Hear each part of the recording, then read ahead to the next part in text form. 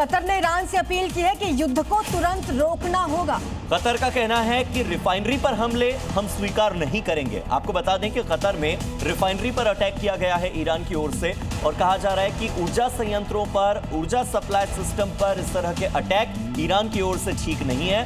Qatar कह रहा है कि रिफाइनरी तो हमारी अर्थव्यवस्था की, हमारे पूरे इकोसिस्टम की रीढ़ की हड्डी है और उसी पर अटैक कर रहा है ईरान।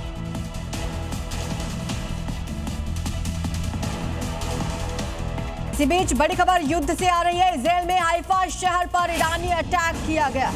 ईरान ने खुर्रम शहर मल्टी हेडेड मिसाइल से अटैक किया है और ईरान ने हाइफा शहर पर क्लस्टर बॉम्ब भी गिराए।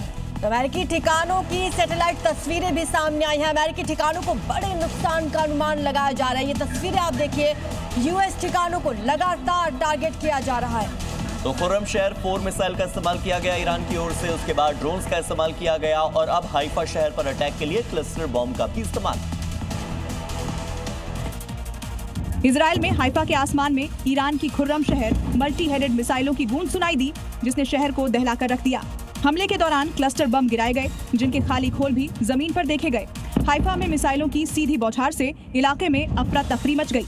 उधर ईरान ने पलटवार करते हुए अमेरिकी ठिकानों को भी निशाना बनाया। सैटेलाइट तस्वीरों में इन ठिकानों को हुए भारी नुकसान के संकेत मिले हैं।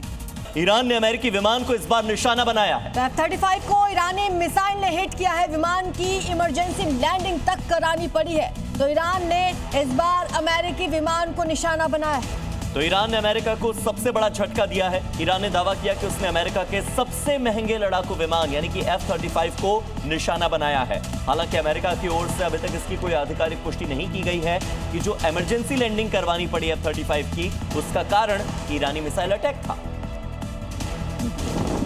ईरान की इस्लामिक रिवॉल्यूशनरी गार्ड कॉर्प्स ने एक वीडियो जारी किया है, जिसमें अमेरिकी F-35 फाइटर जेट को ईरान के ऊपर निशाना बनाते हुए दिखाया गया है।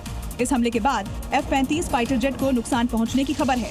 अमेरिकी सेंट्रल कमांड ने दावा किया है कि फाइटर जेट ईरान के ऊपर कॉम्बैट मिशन पूरा करने के बाद मिडिल ईस्ट में एक अमेरिकी बेस पर सुरक्षित लैंड किया।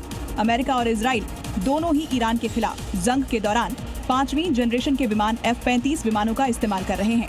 फरवरी के अंत में शुरू हुए युद्ध में ईरान की ओर से अमेरिकी विमान को निशाना बनाने का ये F-35 को दुनिया के सबसे एडवांस लड़ाकू विमानों में गिना जाता है और इसकी कीमत $100 मिलियन से अधिक होती है। इसी बीच खबर है कि इजराइल के हाइफा में अटैक हुआ है। ईरान ने यह बड़ा हमला किया है।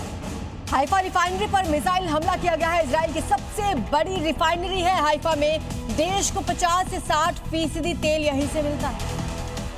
तो आपको बता दें कि ईरान की ओर से जो अटैक किया गया है वो ऊर्जा संयंत्र पर किया गया है। इजराइल को 50 से 60% तक जो ऑयल की आपूर्ति होती है वो इसी हाइफा रिफाइनरी से होती है और ईरान के मिसाइल अटैक में इसी हाइफा रिफाइनरी को टारगेट किया गया। आपको बता दें कि ये ऊर्जा संयंत्रों पर हमले की शुरुआत इजराइल ने की थी। सबसे पहले इजराइल ने खार्ग आइलैंड पर हमला किया। इसके बाद इजराइल की ओर से ही साउथ पार्स पर अटैक किया गया और इसी का बदला अब ईरान ले रहा है।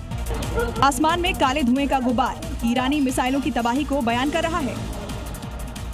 हाइफा रिफाइनरी इजराइल की सबसे बड़ी रिफाइनरी है, जो देश को करीब 50 से 60% ईंधन मुहैया कराती है। ये प्लांट हर रोज लगभग 1,97,000 बैरल तेल प्रोसेस करता है, जिसका अर्थ है कि इजराइल के परिवहन, विमानन और सैन्य ईंधन का एक बड़ा हिस्सा इसी पर निर्भर करता है।